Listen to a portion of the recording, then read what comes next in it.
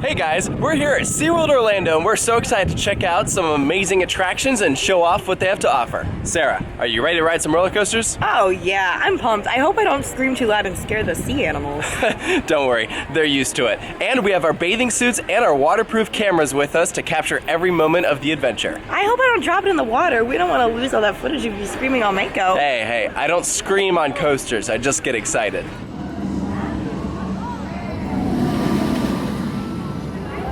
Speaking of Mako, it's one of the biggest and baddest coasters in the park. Are you ready for the airtime?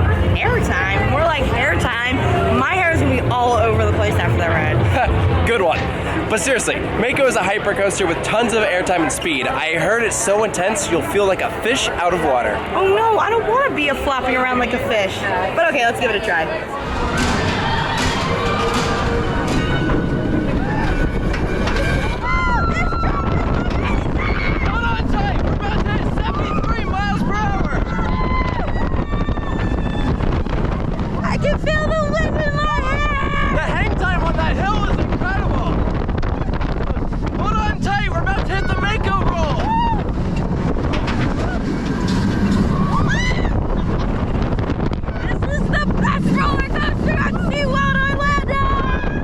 Wow, that was wild. I think I saw my life flash before my eyes. You mean you saw the fish flash before your eyes? This is SeaWorld after all. Good one. I guess I was too busy screaming to notice the marine life. Mako is one of my favorite hypercoasters in Florida, but how does it compare to the other hypercoasters out there? That's a good question. What hypercoasters have you ridden that you would compare to Mako? Well, I've ridden Diamondback at Kings Island, Nitro at Six Flags Great Adventure, and Goliath at Six Flags Over Georgia, just to name a few. And how do they compare to Mako?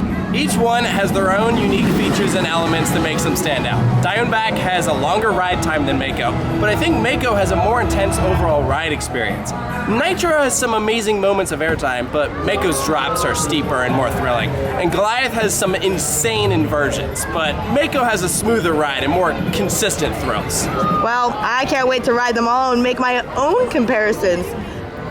Next up is Kraken, a floorless coaster with lots of inversions. The theming is really cool too. It's supposed to be so crazy, it'll feel like you're battling a sea monster. Oh boy, I hope I come out victorious. That was insane. I feel like I just fought the Kraken and won. That's great to hear. I'm pretty sure the Kraken is afraid of you now. I hope so. Maybe I should go swimming with sharks next. Speaking of sharks, let's go try Journey to Atlantis. It's a water coaster that takes you through a dark ride section before plummeting down a steep drop. I heard there might be some sharks in there. Sharks? No way. I'm too scared. Don't worry, they're probably just baby sharks. They won't bite too hard.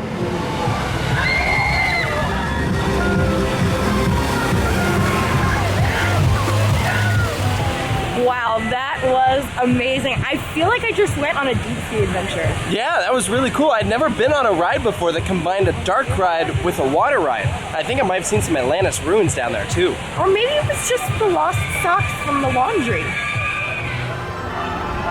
Hey Taylor, have you heard about the new roller coaster coming to SeaWorld Orlando in 2024? No, I haven't. What do we know about it? Well, not much yet. There's a lot of speculation, but nothing has actually been officially announced. Let's see. SeaWorld has a great hyper coaster with Mako and a looping coaster like Kraken. What else could they add?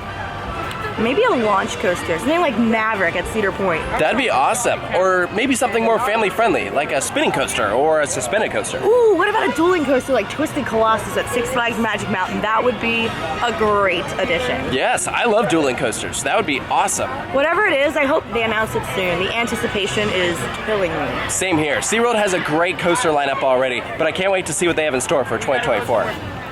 Hey Taylor, you ever been to Japan? Actually, I haven't, but it's definitely on my bucket list. Oh, you have to go. I went last year. It was amazing. The culture, the food, and of course, the coasters. It's a coaster enthusiast dream. I've heard that the parks in Japan are incredible. Which ones did you visit? I went to Fuji-Q Highland and Nagashima Spa-Land. Both were amazing. Fuji-Q has some of the most intense coaster I've ever ridden, like Ichinaika and Dodonapa. That sounds amazing. I definitely need to make a trip to Japan happen one day. Have you ever been to Silver City? Actually, I have. I went a few years ago with some friends and had a blast. Nice. What did you think of the park? I loved it. The theming was on point, and the rides were so much fun. Outlaw Run and Time Traveler were my absolute favorites. It sounds like the perfect park for a day trip or even a weekend getaway. I'll have to make sure to add it to my list. All right, guys, we're about to ride Pipeline, their newest coaster. Sarah, are you excited? Oh yeah, I can't wait. I've heard great things about this coaster. Me too. I've heard it's really intense with lots of twists and turns. Yeah, and it's also the first coaster in Florida to feature a complete vertical loop. That's pretty cool. Definitely. I'm also excited to ride it backwards. That's gonna add a whole new element of thrill. Well, hold on a second, Sarah. It looks like there's a sign here somewhere that says Pipeline is closed for maintenance. What? You've got to be kidding me. Nope, it's true. Looks like we'll have to find something else to ride. Wow, I cannot believe we're about to ride Manta. I've heard it's one of the best roller coasters at SeaWorld Orlando. I know, I'm so excited. I've been waiting all day to ride. Do you remember what the height requirement is for this? I want to make sure we're tall enough to ride. I think it's 54 inches, but it should be good. Let's double check just to be safe.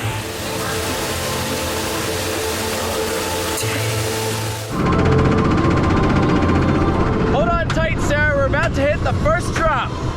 Bring it on. I am a coaster pro.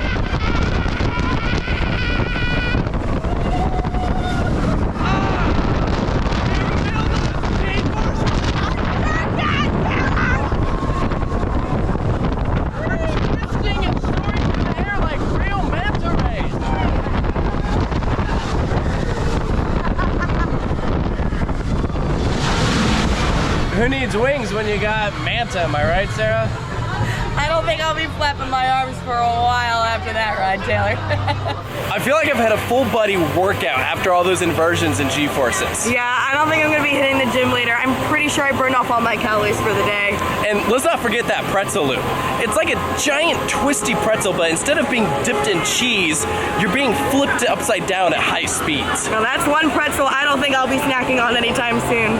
And that, folks, is a wrap to our wild day here at SeaWorld Orlando. We saw some amazing shows and got soaked on some killer rides and even managed to make a few fishy friends along the way. But let's be real, the real MVP of the day was Taylor's sunscreen game. I mean, seriously, that stuff was working so well. It's a wonder the park didn't hire you on the spot to be the official sunblock ambassador. And as for Sarah, well, let's just say her seafood diet was just paying off. She may have been craving some shrimp after hanging out with all those sea creatures, but she looked like a real catch herself. All in all, it was a fantastic day, and we can't wait to do it again soon. Until then, keep coasting with Coaster Studios, and remember, kids, always wear sunscreen.